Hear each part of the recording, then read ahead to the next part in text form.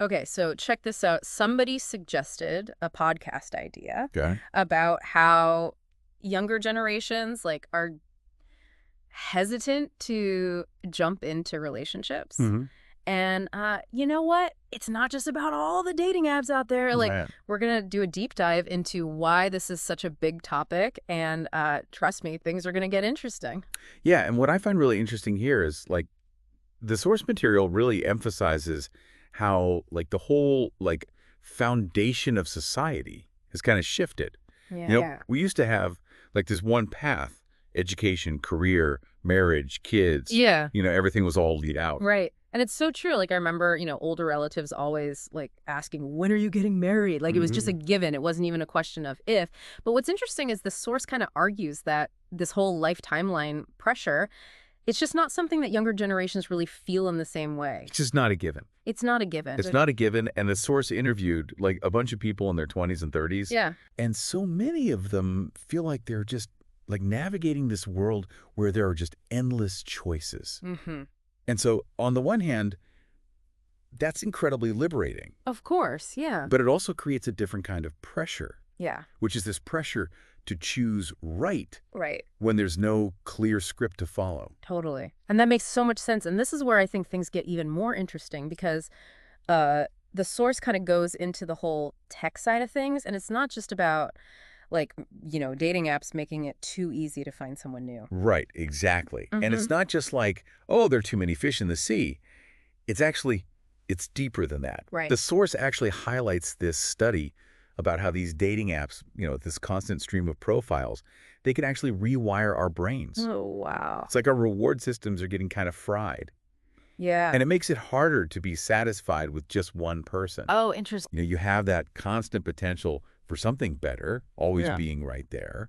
And that makes it really tough to actually invest in someone and, build intimacy with them.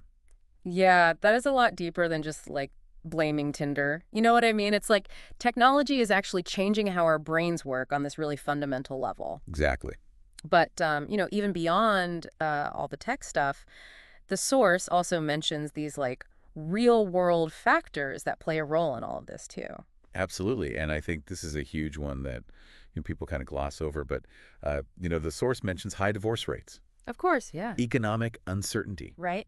These are major, major factors in why younger generations might approach commitment differently. Yeah, totally. And honestly, when you really think about it, it makes perfect sense. It does. If you grow up and you're seeing all these relationships around you just crumble and, the economy feels shaky, it's only natural to be a little more cautious Yeah, about making these huge life promises. totally. Why wouldn't you be hesitant to jump into something with both feet when, you've seen how messy things can get? And the source, I thought this was really interesting, actually wanted to include some personal stories about this. Oh, wow. So it's clearly something that was really resonating with people. Yeah, absolutely. And I think, that's what's important to remember with all of this.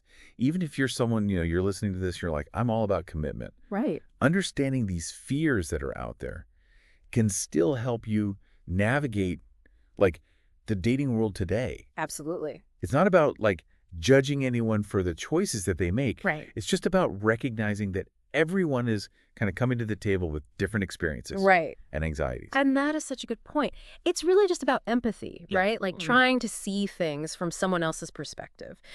But here's where I thought the source got really, really thought-provoking because it goes into alternatives to traditional relationships. And it's not about being anti-marriage Right, or anything like that. Yeah. But it's It's- it's about is there another way?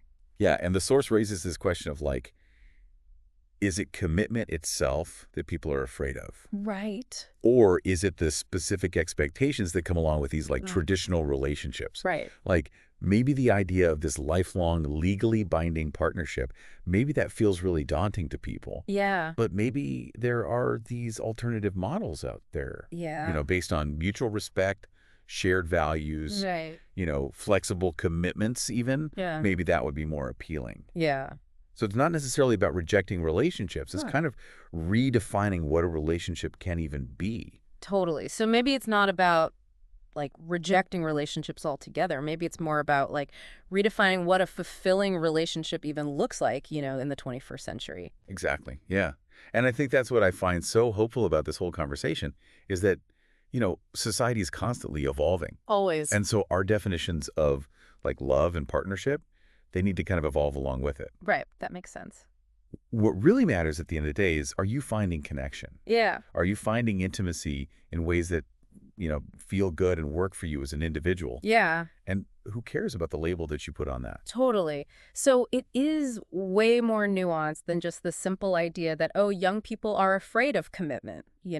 It's shifting values. It's the impact of technology. It's economic realities. It's this whole, like you said, it's a cocktail It's a cocktail. of factors all coming together. Yes.